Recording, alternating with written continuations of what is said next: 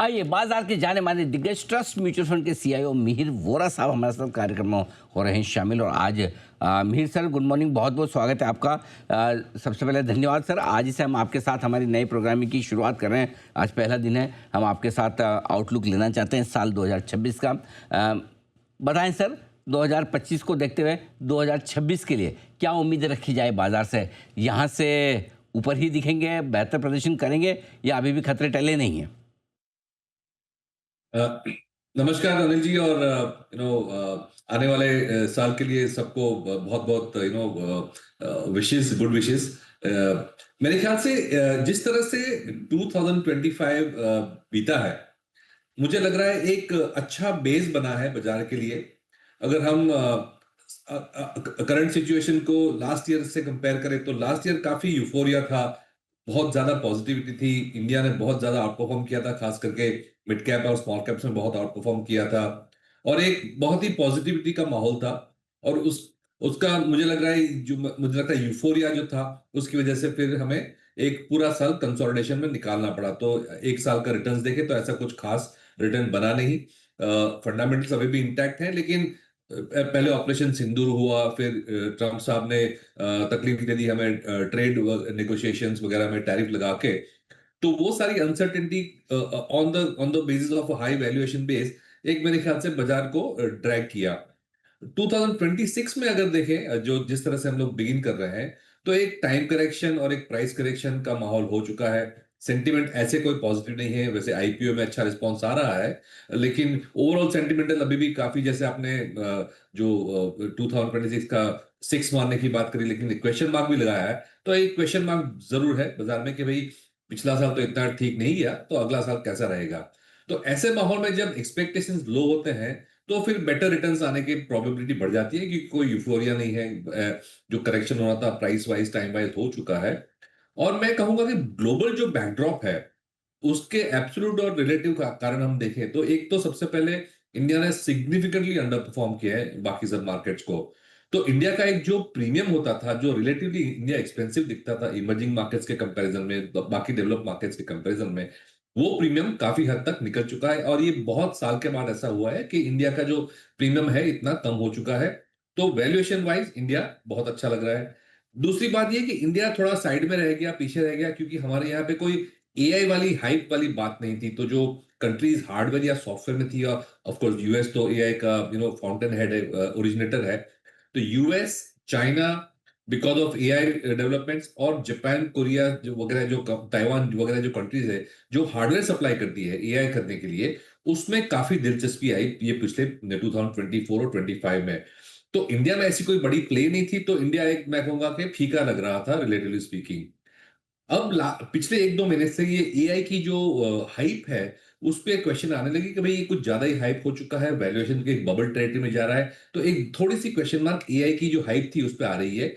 और वो हाइप अगर डाइल्यूट होती है तो इंडिया की जो नेचुरल ग्रोथ वाली स्टोरी है, जो may not be link to AI, but जो हमारी जो ओरिजिनल स्टोरी है ग्रोथ की, वो अगेन अच्छी दिखने लगेगी। तो ऑलरेडी मैं स्ट्रैटेजी रिपोर्ट्स में देखने लगा हूं कि इंडिया रिलेटिवली काफी चीप हो चुका है compare to other countries. India में एआई हाइप नहीं था इसलिए पीछे रह गया है, लेकिन अगर एआई हाइप खत्म हो चुकी है या तो पीक पे आ चुकी है, तो इंडिया रिलेटिवली अगेन अपनी जो नेचुरल ग्रोथ रेट है 5 to 7% की, उसकी वजह से अच्छा दिखने लगेगा। और गवर्नमेंट और आरबीआई तो अच्छा सपोर्ट दे ही रही है लिक्विडिटी वाइज, पॉलिसी वाइज। तो मेरे ख्याल से एक पॉजिटिव माइंडसेट बना के चलना चाहिए 2026 में, क्योंकि अर्निंग्स अगर 10 से 15% जो एक्सपेक्टेड आएंगे, तो मेरे ख्याल से बाजार में एक अच्छे रिटर्न्स दे देगा ये साल। बिल्कुल ठीक बात है। तो उम्मीदें ज़्यादा हैं। खतरे तो मार्केट में हमेशा होते ही, इसमें कोई डाउट ही नहीं कि रिस्क कभी ख़त्म हो जाए, वैसा होता नहीं है। लेकिन अर्निंग्स थोड़ी सी बेहतर होने की उम्मीद आप कर सकते हैं। एक और जो बात बची है बाजार के लिए बड़े ट्रिगर के तौर पर, वो ट्रेड डील की है, राइट सर? तो क्या लगता है, अगर ट्रेड डील हो जाती है, ठीक ठाक सी होती है, तो क्या ये एक बड़ा ट्रिगर साबित हो सकता है 2026 के लिए? डेफिनेटली इकोनॉमिकली तो थोड़ा फायदा होगा, बट मैं नहीं कहूंगा कि सो फार इकोनॉमिकली हमें ऐसा कोई बड़ा डैमेज हुआ है। लेकिन सेंटिमेंट वाइज इम्पैक्ट बहुत ज्यादा होगा, क्योंकि हमने देखा है कि जो फॉरेनर्स की जो बाइंग है वो तो बिल्कुल नहीं आ रही है, और सेलिंग काफी महीनों से चालू है। एआई तो एक रीजन था, लेकिन ट्रेड डील ना होने का कारण भी एक सिग्निफिकेंट सेंटिमेंट डैम्पनर में कहूंगा था। और अगर ये डील सॉल्व हो जाती है, तो मेरे ख्याल से एफआई की जो सेलिंग है वो भी बंद होकर बाइंग में कन्वर्ट हो सकती है और वो एक अगला अच्छा लिक्विडिटी का लेग दे सकता है बाजार को। बिल्कुल ठीक बात है। एफआईज़ के लौटने का इंतज़ार भी है भी। एफआईज़ और घरेलू इन्वेस्टर्स दोनों के बीच में कशमकश रही है। आप भी म्यूचुअल फंड चलाते हैं। म्यूचुअल फंड में भरपूर पैसा पूरे साल भर हमारे लोकल इन्वेस्टर्स ने बिना किसी शंका शुबे के दिया है। क्या लगता है आपको सर, फ्लोज़ मजबूत रहेंगे 2026 में भी?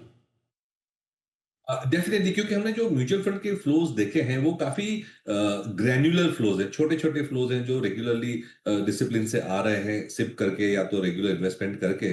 तो ये जो एक बेस बन रहा है, न सिर्फ म्यूचुअल फंड्स का, लेकिन इंश्योरेंस कंपनी के प्रीमियम्स भी रेगुलर आते हैं। ईपीएफ एनपीएस जो स्कीम्स हैं उसमें भी एलोकेशन टू इक्विटीज बढ़ाया गया है। तो एक savings link structural inflow to the market जो है वो काफी सिग्निफिकेंट हो चुका है, काफी बड़ा हो चुका है। इतना बड़ा हो चुका है कि लोग बोलते हैं कि भाई प्रमोटर्स इतना बेच रहे हैं, आईपीओ में इतना पैसा आ रहा है, मींस अब्सॉर्ब हो रहा है, खींच रहा है आईपीओ इतना पैसा।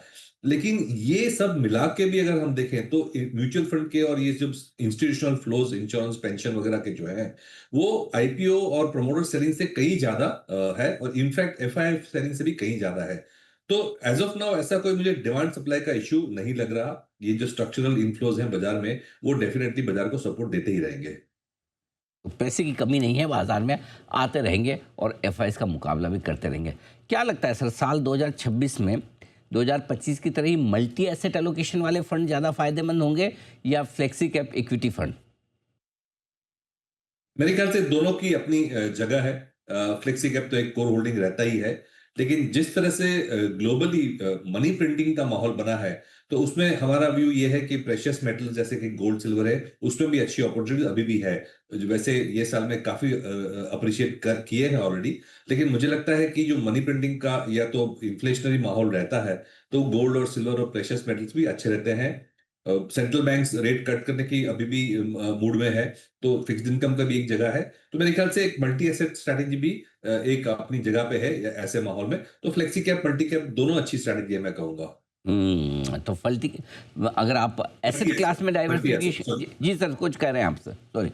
नहीं, मल्टी एसेट, मल्टी कैप नहीं, मल्टी एसेट की मल्टी बात एसेट, कर रहा था बिल्कुल। अगर आप अलग-अलग एसेट्स में पैसा लगाना चाहते हैं तो एसेट के लिहाज से डाइवर्सिफिकेशन करना आपके मल्टी एसेट फंड्स ठीक रहेंगे, और इक्विटी में डाइवर्सिफिकेशन के लिहाज से फ्लेक्सी कैप फंड्स बेहतर रहेंगे, ये मानना है मीर सर का। मीर सर, एक और सवाल जुड़ा हुआ इसी से।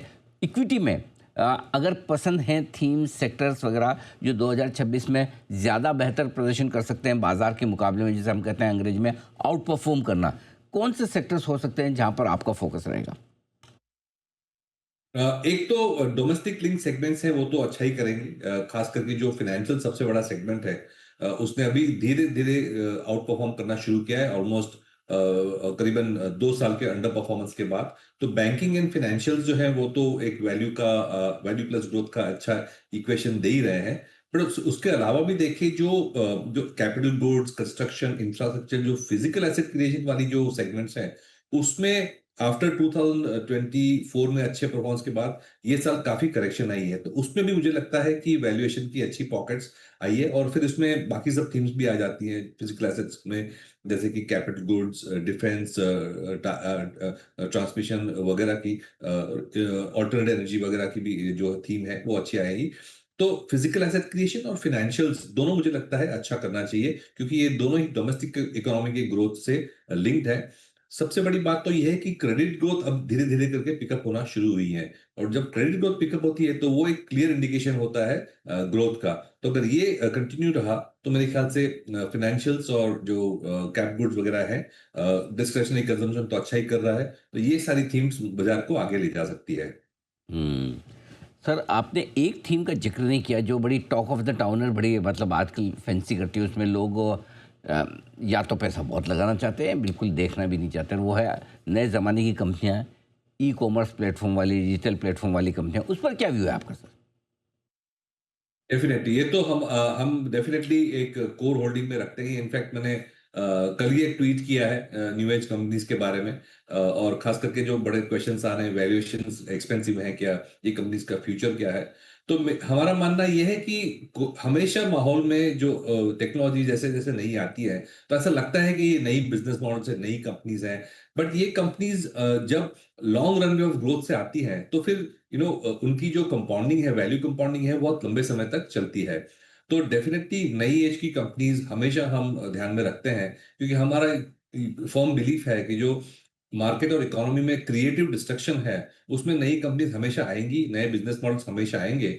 और स्टार्टिंग में तो because of the unknown factor new लगते हैं और एक्सपेंसिव भी लगते हैं, बट अल्टीमेटली अगर ये डिस्ट्रप्टिव बिजनेस मॉडल क्रिएट करते हैं तो उसमें अच्छी वैल्यू क्रिएशन हो सकती है। तो ये एक सेगमेंट है जहां पे हम हमेशा एक्सप्लोर करते हैं, और हमारे पोर्टफोलियो में 3-4 कंपनीज ऐसी भी हैं जो ये ब्रैकेट में आती हैं।